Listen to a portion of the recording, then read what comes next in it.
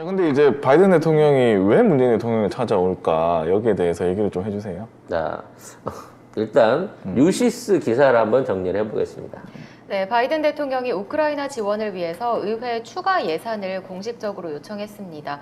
이 지원 요청 규모가 약 42조 255억 원인데요. 바이든 대통령은 추가 자금 외에도 러시아 재벌 등을 상대로 제재를 강화할 포괄적 입법 패키지도 의회에 제안했습니다. 백악관에 따르면 러시아 재벌이 소유한 미국 내 자산 몰수를 위해 간결한 신규 법무부 재무부 절차를 수립하고 몰수한 수익을 우크라이나로 이전하는 방안도 추진하기로 했습니다. 사실 이제 이 추가 지원 요청 내용은 지난 시간에 한번 말씀드렸습니다만 헌 거 털고 재고 오래된 거 털고 새 거 채워 넣으려고 하는 그 정책에서 시작됐다고 봐지는데 문제는 지금 재고들이 거의 다 털린 거예요. 그래서 사실 미리 다 줘버렸기 때문에 지금 들어가는 것들을 장만을 한다고 하더라도 이게 우크라이나 못 건너갑니다. 그리고 우크라이나한테 최첨단 무기를 줄 수가 없어요. 무슨 얘기냐면 우크라이나도 당나라 군대입니다. 당연하지. 그래서 지금 미군이나 나토가 보낸 무기들 중에 절반은 사실은 러시아가 재노획을 하고 있어요. 그러니까 서로 무기를 교환을 하고 있어요, 이 새끼들이. 얘들이 달라는 건 첨단 전투기도 아니었어. 미그 29기 주세요. 옛날 소련제 그거 주세요. 너무 최첨단으로 주시면 저희가 못해요. 아날로그 조정만 해봐서 못해요. 조정을 못해요. 이렇게 되는 거야. 맞아요. 그래서 지금 있는 상황에서 아날로그 무기를 더 주고 싶어도 러시아도 그렇고 미국도 그렇고 재고 처리가 끝난 거예요. 그래서 그 사이에서 폴란드가 슈킹을 치려고 그랬지. 저희 좀 그 옛날 거 많은데 저희 거 우크라이나 넘겨줄 테니까 미국은 저희한테 첨단 무기 주세요. 그랬더니 미국이 닥쳐. 내가 너를 어떻게 밀고 가. 그래서 여기에는 굉장히 매우 중요한 여러분들이 모르는 이 비밀스러운 거래가 현재 진행 중에 있습니다. 현재 미국이 이 우크라이나의 자주포를 자주포 아니고 곡사포라고만 하더라고. 그러니까 이제 곡사포인데 이게 달려 있으면 자주포고 움직이는 차량에 얹어놓으면 자주포고 그냥 곡사포라고 얘기하는 거 봐서는 그냥 고정형 곡사포인 것 같아요. 그래서 고정형 곡사포들을 400문 이상을 지원하기로 했는데 이미 50% 이상이 건너갔다는 거야. 그래서 지금 있는 상황에서 무기가 전달이 됐는데 제일 중요한 문제. 포만 주면 뭐하나? 포탄을 줘야지. 포탄. 근데 우리나라에 125mm를 포함한 자주포 현재 비축분이 몇 발이 있다? 400만 발이 있다. 어디다 쌓아놨어요? 왜 이렇게 많아? 몰라 이씨. 나 어디다 그걸 쌓아놨는지 모르겠어. 근데 그걸 어떻게 하셨어요? 아 몰랐어? 아 나만 알고 있었나? 네, 그런 상황인 거예요. 기밀 아니에요? 그래서 이 400만 발에 가까운 포탄을 우크라이나가 달라 그런 거야. 그래서 주면 어떻게 할 건데? 그럼, 나 지금 미국에서 포 빌려다가 포 연습하고 있잖아. 그런데 실제적으로 400문이 갈 예정에 200문 이미 왔대. 그래서 이제 포탄만 구하면 되는데, 이 포탄이 구하기가 어렵거든? 근데 우리나라하고 미국은 세상에나. 호환이 돼요? 호환이 될 무기가! 그래서 우리 곡사포 125mm 좀 구형 곡사포탄 400만 발을 우크라이나에 딱 주는 순간 전황이 어떻게 되겠어요? 끝나. 핵폭탄도 필요 없어. 400만, 한 발 떨어지면 보통 그 축구장 2개, 3개가 날아가는데 400만 발이라고 생각해봐요. 러시아한테는 끔찍하거든. 105mm가 350만 발. 그렇죠. 그 다음에 뭐 125mm 뭐 이런 것들이 이제 있는 재고가 이 정도 돼요. 105mm하고 155mm 이렇게 했습니다. 그래서 이러한 재고 폭탄들을 저쪽에다가 넘기기 위한 또 대한민국의 나름대로의 계획이 시작됐습니다. 우리 공짜로는 못 주잖아. 그래서 400만 발을 제값받고 우리도 넘기면 돼요. 돈 가격으로 쳐서. 그래서 우리는 뭘 하느냐. 지금 A9, 지금, 우리 K9 A3 연장탄에 대한 개발을 서두르겠다라고 국방부에서 발표를 했습니다. 그 얘기는 뭐냐. 재래식에 있던 포탄들 이번 기회에 우크라이나에 싹 소진해버리고 새로운 형태의 사거리 연장탄을 준비를 하겠다는 거예요. 이 사거리 연장탄의 위력이 어마무시합니다. 이게 미사일, 그러니까 포탄에다 미사일을 뒤에다가 추진장치를 붙이는 거예요. 그래서 사거리를 무려 100km에서 160km를 날아갈 수 있도록. 그러니까 포탄이 160km를 날아가는 거야. 포를 쏘는데. 지대공이 아니고 지대공이 아니라 곡사포. 지대지. 지금 있는 곡사포로 160km를 날아가면서 그 안에서 확산탄도 쓸 수 있고, 그 다음에 집속탄도 쓸 수 있고, 그 안에 뭐 여러 가지 GPS 유도 장치 같은 걸 넣어갖고 정확하게 날려보낼 수 있는 그러한 사거리 연장탄 개발을 하겠다라고 선언을 한 거예요. 지금 세계 최첨단 무기라고 하는 미국의 엑스칼리버가 90km에서 100km 날아가거든요. 근데 우리나라에 개발된 폭탄이 이미 160km까지 날아갈 수 있다는 거가 확인이 됐고, 그래서 미국이 이 기회에 야, 나도 재고다, 우크라이나에 턱게. 그 폭 우리도 줘. 우리한테 팔아줘. 지금 이렇게 나오고 있는 상황으로 국방력 강화가 시작된다는 거죠. 사실 이거 우리나라 연근 해안에 국경지대 이거 쫙 깔잖아요. 미사일 필요 없어요. 그리고 이건 막을 수도 없어. 속도도 엄청 빠른 데다가 연사로 1분에 5발, 6발씩 쏴버리는데 이거 하나 떨어지면 축구장 6개, 8개 면적이 초토화가 돼버리는데 이거 현장 배치를 하게 되면 어마어마한 위력을 발휘한단 말이에요. 문제는 뭐냐? 이게 좀 비싸. 한 발에 한 1,000만 원이 넘어야 한 1,500만 원 정도 합니다. 쿠팡가로 해야 한 1,000만 원에. 그래서 우리도 대량 생산 개발을 못하고 있었거든. 근데 이거를 미국이 지원해주는 조건으로 공동 개발해갖고 같이 만들어 쓰자라는 식으로 지금 얘기가 진행되고 있다니까, 한미 간에. 근데 뭐 지금 와갖고 선제 타격을 하느니 어쩌느니 뭐 이따위 소리 하는 게 그 귀에나 들어오겠어? 말도 안 되는 얘기죠. 백운거사님께서 여러분, 본관하고 영빈관하고 완전히 다른 건물입니다. 영빈관은 말 그대로 손님 맞이하는 독립 건물이 따로 있어요. 보통 청와대로 알고 있는 건물은 본관이고요. 건희도 명신이 예, 명신이도 본관을 영빈관이라 하더라고요. 아니요. 우리는 그렇게 얘기한 적 없어요. 건물 자체가 다르다니까. 그쵸, 밑에 그쵸. 있어, 밑에 따로. 네, 그래서 전직 관계자시래요. 그러면서 이제 우리에게 설명을 해줬는데, 그러면 명신이는 청와대 본관하고 영빈관을 헷갈렸을까요? 아니에요. 안 헷갈렸어요? 애초에 영빈관이 지어졌을 때부터 말이 많았어요. 왜냐면 이게 청와대 입구에서 약간 기존에 있는 건물하고 정반대 방향으로 입구가 나면서 이렇게 45도 사선으로 기울어져 갖고 지었거든요. 이분 청와대 들어가려고 꿈을 꿨구만. 아니 뭐 박물관 하게 되면 거기다 한번 구경을 한번 가보고 싶긴 하지. 아무튼 이런 상황인 거기 때문에 바이든 얘기 어디까지 가는 거야? 아무튼 원래 우리 방송이 이래요. 뭐 이렇게 그 팩트에 입각한 그 진지한 방송 듣고 싶으면 저희 자매 방송 졸린공감 TV 가시면 되고요. 아이고 자꾸 졸린이라고 하세요. 그래서 이제 바이든이 오게 되는 이유는 이런 부분에 대한 협의도 좀 필요할 거고요. 근데 이건 바이든이 직접 나설 일도 아니고 우리나라하고도 이미 문재인 대통령하고도 정리가 끝났어요. 그러니까 이미 아까 말씀드린 사거리 연장탄에 대해서는 개발이 이미 들어간 양산 체제로 넘어가고 있는 상황이라고 이해를 하시면 될 것 같고, 바이든이 와서 지금 하겠다는 얘기가 가스 대응 협력을 하겠다는 겁니다.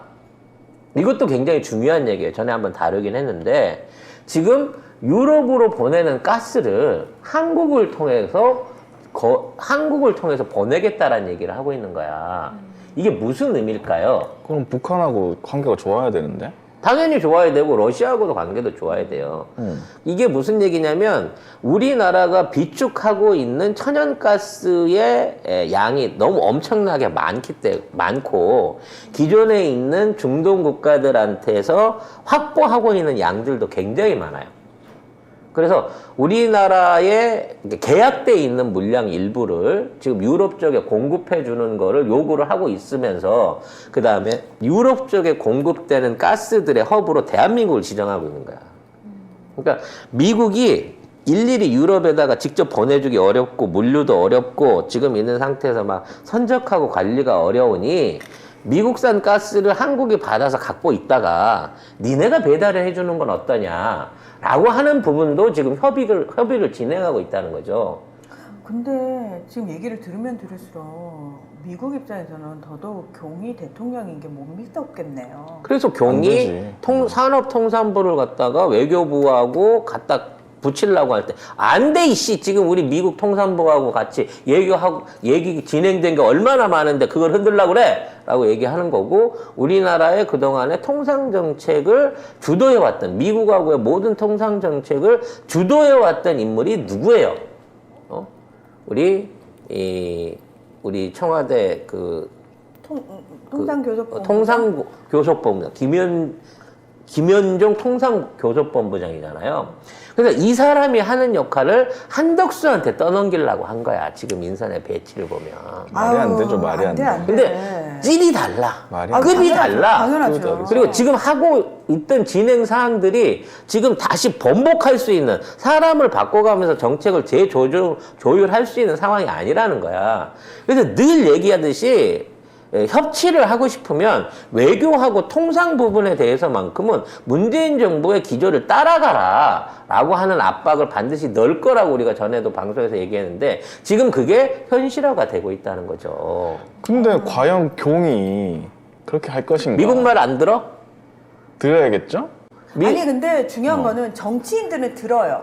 경은 모르니까. 걔는 몰라요. 어. 천지 분간을 못해요. 네. 어떡해. 비용이니까. 그러니까 CIA가 천공스승한테 전화를 걸거나 사람을 보내면 되는 거예요. 아니에요. CIA는 그딴 식으로 일하지 않아요. 왜 안 해? CIA가 이 무속 관련해갖고 지금 중남미 국가나 이런 쪽에 유행하고 있는 부두교 뭐 이런 것들 아프리카 쪽에 한참 창궐했던 그 아프리카 종교 이거 전부 다 미국 CIA가 한 거야. 종교 전문이에요, CIA는. Excuse me, 네. listen to me. 네, 간단하게 하자. 정말 간단하게 한 큐에 그냥 합시다. 뭐 복잡하게 그럴 필요 없고. 네. 그러니까 라스푸틴이 이 러시아 말아먹은 거와 마찬가지로 지금처럼 계속 용산 드립에다가 풍수 드립에다가 저따위 짓거리를 하고 있으면 미국도 경하고는 거래 안 해요. 그 경을 뒤에서 조정할 수 있는 사람하고 손을 잡지. 지금 F-35 도입이라든지 한국형 KF-21 계약을 박근혜 때 정리를 할 때 누가 그거를 했습니까? 최순실하고 미국 로비스트 누구죠? 이거 여자분하고 린다김하고 그 다음에 로키드 마틴 여사장이랑 서희 만나갖고 그 문제를 다 해결한 경력이 있잖아요.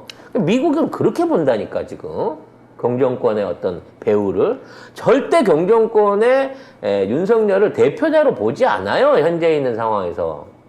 보지 않는데 경정권에는 그렇게 말통하는 사람도 없잖아요, 아예. 그렇지. 그러니까 미국을 지금 이해하는 사람도 없어요. 밑에 좀 똘똘한 놈이라도 아무도 없어. 똘똘한 놈이라도 그리고 좀 잡아놔야 되는 건데. 미국은 지금까지 지난 수십 년간 미국이 강대국으로 군림할 때 다른 나라들을 길들이거나 거기 안에 이제 첩자를 심어 놓을 때 급이 되는 애들을 심었어요. 무슨 얘기인지 알겠어요? 첩자가 근데 훨씬 똑똑해. 네. 다 유학 나온 애들이잖아. 다 미국 데려다가 교육시켜가지고 보냈단 말이에요. 근데 중요한 거는 지금 경에서 목소리를 내고 있는 애들은 무식한 애들이고 사기꾼이야. 진짜 무속을 이용해서 사기를 치는 애들이란 말이야. 그런 애들을 다이렉트로 미국이 접촉한다고 있을 수 없는 일이에요. 말이 안 통하는데 무슨- 절대 그런 짓 안 합니다. 아니, 왜? 박쥐는 바클리 다닐 때 뭐 한 거야? 응? 바클리 나온 사람인데 그때 스카우트 못 받았나 미국에서? 근데 그때하고 지금하고 또 다른데 옛날 생각만 하고 있으니까 박진이. 그렇죠. 이미 인적 구성이라든지 실무진들의 완전히 일처리 방식 자체가 미국도 많이 달라졌거든요. 세상이 사실은 달라졌는데. 정권이 바뀌어도 미국은 외교 정책은 똑같았어요. 왜? 밑바닥에 미국 외교협회라고 얘네들이 결정하면 끝이야. 근데 그 대표 주자가 볼튼이었단 말이에요. 외교협회 속속이. 그래서 트럼프 때 하노이 회담 때 마지막에 튼 게 누구야? 볼튼이 볼튼. 들어가서 튼 거예요. 그거 볼튼이 혼자서 틀었다고 생각해요? 아니요. 미국 외교협회 정체가 야 이거 안 돼. 이래서 튼 거예요. 근데 그 방식에서 바이든은 민주당 정부는 다른 걸 택한 거예요. 택한 거고 이미 그 박진이 있을 때의 인적 구성하고도 완전히 달라졌고 지금은 미국 외교협회가 제가 봤을 땐 그렇게 큰 정책 결정력 그 영향력이 없어졌어요. 그래서 아마 뉴스 기사를 보시면은 걔네들 미국 싱크탱크 그러니까 트럼프일 때 그리고 이명박근혜 정부일 때 나오는 기사의 출처는 항상 미국 싱크탱크 어디서 나왔고 뭐 어디에 분석이 있고 뭐 이런 기사들이 쏟아졌거든요. 근데 문재인 정부 들어서서 미국에서 나오는 기사들 보면은 그런 싱크탱크 위주의 기사는 많이 줄었어요. 거의 없어졌어요. 직접적으로 바이든 정부가 얘기를 하거나 이런 식이에요. 그러니까 그 차이를 느끼셔야 돼요. 그래서 이미 많이 달라졌다라는 거예요. 자, 아무튼 이와 같은 정책의 변화가 실제적으로 윤석열에 대한 패싱이라고 하는 증거를 보여주고 있다는 면에서 의미가 있는 거고요. 이와 관련해서 중국이 처음으로 반응을 하고 있어요. 이번에 방안이나 방일에 관련해서 중국이 굉장히 말하자면 신경질적인 반응을 꺼내놨는데 기사 내용 한번 보겠습니다. 네, 바이든 대통령의 한국과 일본 방문 계획에 대해 중국 외교부가 배타적인 소그룹을 만들지 말라고 했습니다. 왕원빈 대변인은 중국은 국가 간의 협력과 지역 구상이 대세와 민심에 부합하고 지역의 평화와 안정, 번영에 부합해야 한다고 일관되게 주장해왔다며 폐쇄적이고 배타적인 소그룹을 만들고 지역 내 국가 간 상호 신뢰와 협력을 해쳐서는 안 된다고 강조했습니다. 이 얘기는 무슨 얘기를 할지 얘네들이 대충 짐작이 되는 거야. 알고 있다는 거겠죠. 그리고 이걸 배타적이다라고 선언하는 건 뭐냐면 미국하고 한국하고만 뭔가를 짜고 한다는 얘기로 이걸 받아들여지고 있는 거거든. 일본에 대해서는 별 관심도 없어요. 중국은 현재로서는. 그렇죠. 일본 뭐 할 수 있는 게 있나? 그리고 이번 그 방안의 일정도 한국을 먼저 왔다가 일본으로 가는 거거든요. 그렇죠. 사실 이거 자체도 의례적인 일이에요. 그렇기 때문에 이례적인 일이기 때문에 윤석열은 사실 이번 방안에서 바이든을 못 만나보고 23일 사이 일본 방문에 맞춰가지고 현지에서 만나게 될 가능성도 생길 수도 있다는 거지. 근데 우리 언론에서는 뭐라고 하냐면 윤석열이 우리 대통령 중에 가장 빨리 미국 대통령을 만나는 첫 번째 대통령이다 이러면서 막 그런 기사를 내고 있어. 근데 못 만나버려. 심지어 바이든이 바쁘니까 11시쯤 만납시다 그랬는데 40분을 지각을 해버리는 거야. 오, 왜? 미국 왜냐면 대통령을 11시에는 절대 나가질 않거든. 미국 대통령 연맥인다고? 뭔 일이 있어도 11시 정각에는 약속을 못 지킵니다, 윤석열이. 예? 저기 때문에, 사주 때문에. 그렇기 때문에, 바람을 맞춰버려가지고, 사상 초유의, 윤석열이 바이든을 바람 맞춰서 바이든이 그냥 가는, 요런 것도 나올 수 있거든.